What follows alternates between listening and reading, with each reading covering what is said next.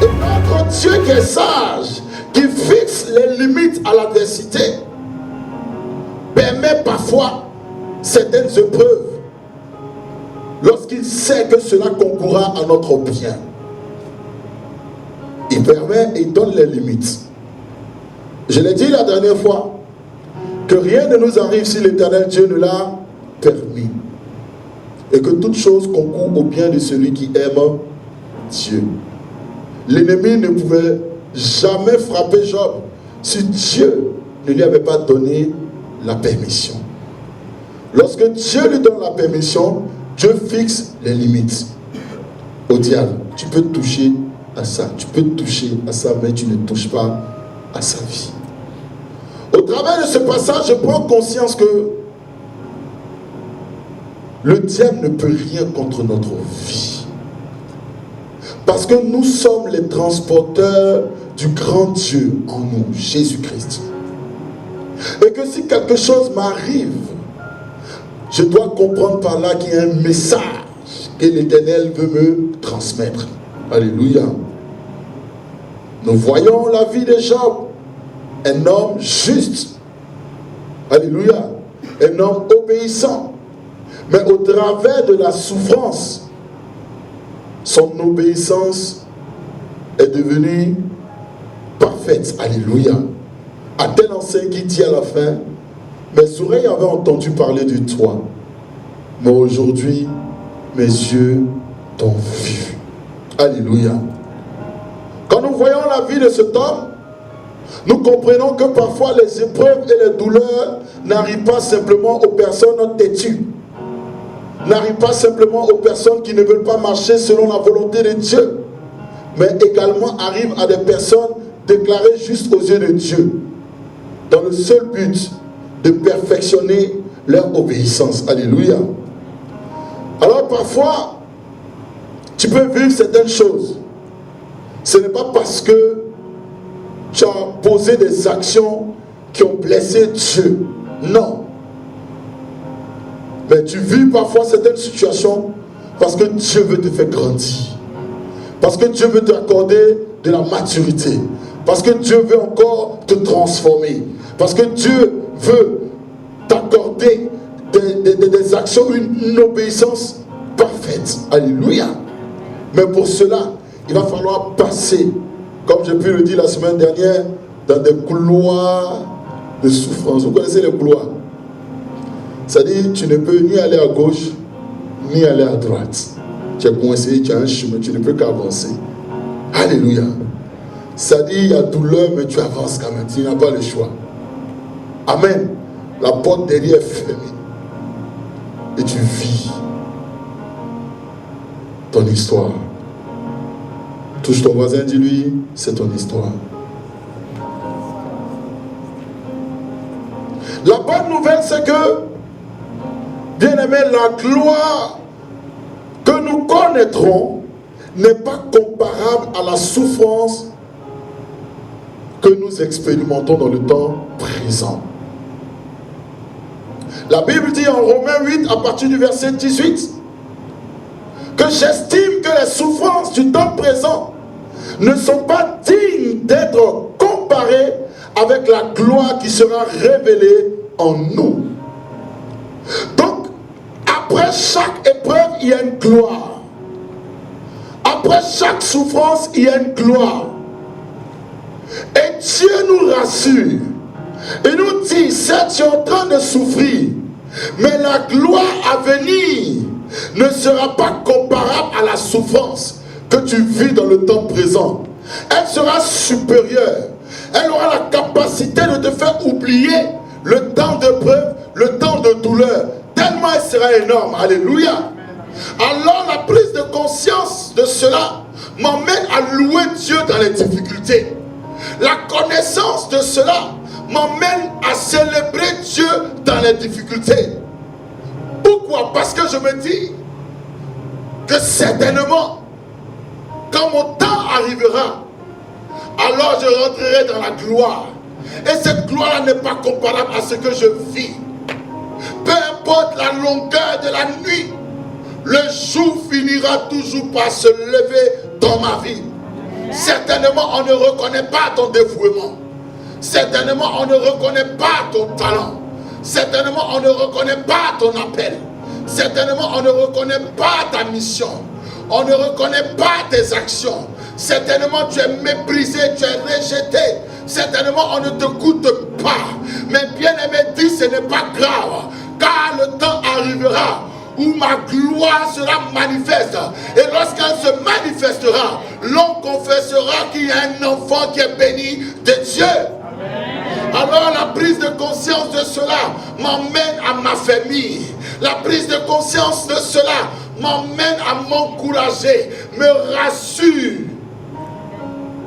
Je ne pleure pas, je ne m'affaiblis pas, je ne murmure pas contre Dieu. Je ne suis pas amer envers les gens, mais je bénis Dieu pour ce qu'il est en train de me faire vivre. Car je suis conscient que ce que sa bouche dit, sa main l'accomplit. Il n'est point un homme pour mentir. Alléluia.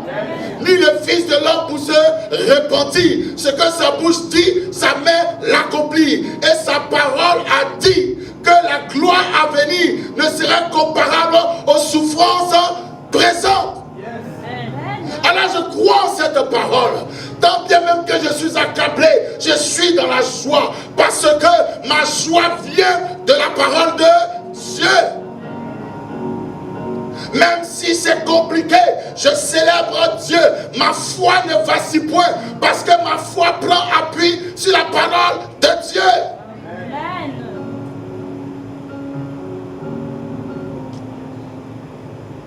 N'est-ce pas la parole de Dieu qui dit que la foi vient de ce qu'on entend, et ce qu'on entend vient de la parole de Dieu.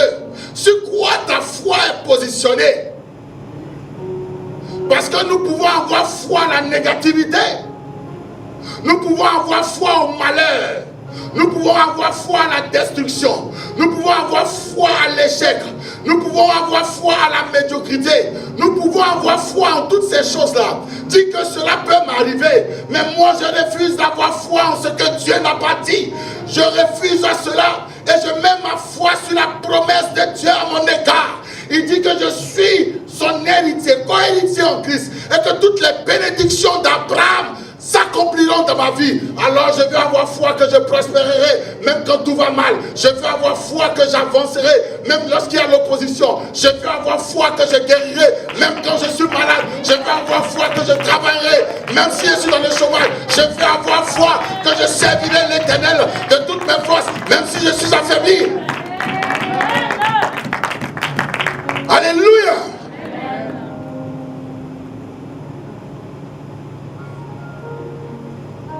Alors, je ne me lamente point. Alors, je ne me décourage point. Alors, je ne m'affaiblis point. Par rapport aux situations que je suis en train de vivre. Mais je bénis Dieu. Parce que je suis conscient que ma gloire à venir ne serait comparable au temps de souffrance actuelle. Alléluia. Je danse à la gloire de Dieu. Je célèbre Dieu. Je glorifie Dieu. Alléluia. Oula. Mathieu, monte. Korobo Sakata. Je danse pour la gloire de Dieu. Lorsque je suis faible, c'est là que je suis fort. Alléluia. Lorsque je suis faible aux yeux des hommes, c'est là que je suis fort. Lorsque je suis oppressé de toutes parts, c'est là que la gloire de Dieu se manifeste dans ma vie. Lorsque je suis tourmenté, alléluia, c'est là que la puissance de Dieu se manifeste dans ma vie. Je veux le célébrer ce matin. Oh Katara Baba Sakata. Oh Rabashaka, joue un son. Je vais célébrer Dieu ce matin. Joue un son de louange, je vais célébrer Dieu ce matin. Certainement, tu veux célébrer Dieu avec moi. Certainement, tu veux dire à la tristesse de s'écarter de toi. Certainement, tu veux dire au problème de s'écarter de toi. Certainement, tu veux dire à l'opposition de s'écarter de toi. Certainement, tu veux dire à la maladie de cette terre. Quand tu as décidé de célébrer ton Dieu, célèbre ton Dieu.